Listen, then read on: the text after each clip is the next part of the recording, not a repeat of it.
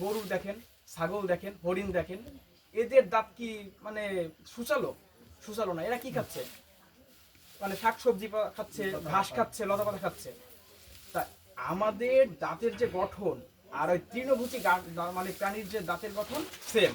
তাদের দাঁতে মানে তাদের দাঁতও চ্যাপ্টা, আমাদের দাঁতও চ্যাপ্টা, আমাদের দাঁত কিন্তু সুচালো না। তাহলে এ থেকে আমরা বুঝতে পারি যে কি মাছ মাংস এগুলো আমাদের খাবার না। আচ্ছা, তারপরে যে তাদের যে জিহ্বা, আপনি দেখেন কুকুর কুকুর আছে, তারপর কি যে সিংহ, বাঘ, এরা কিন্তু সব হচ্ছে আপনার জল জিহ্বা দিয়ে চাইটা খায়। দেখছেন কিনা জানি না, কুকুরে ফ্যান দিলে হয়তো জিহ্বা দিয়ে চাইটা খায়। আচ্ছা, আর গরু ছাগল দেখছেন যারা তৃণভোজী প্রাণী, এরা কিভাবে জল খায়?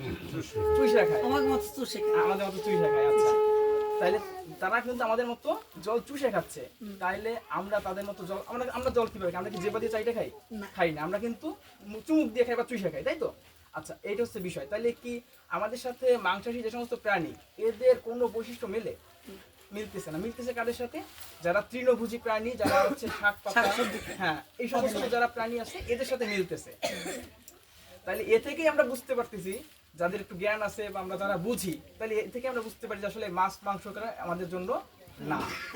এটা হচ্ছে বিষয়। তাহলে আমরা জীবে দয়া নামে রুচি, নামে রুচিকে জপ করতে হবে। হরে কৃষ্ণ মহামন্ত্র যোগ করবেন। কলিযুগে হরে নাম হরে নাম হইব কেবলম কলো নাস্তিব্য নাস্তিব্য গতির অন্যথা।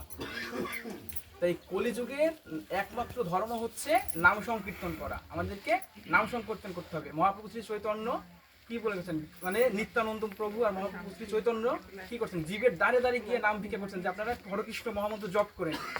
জগাই মাতাকে তারা উদ্ধার করছেন। যে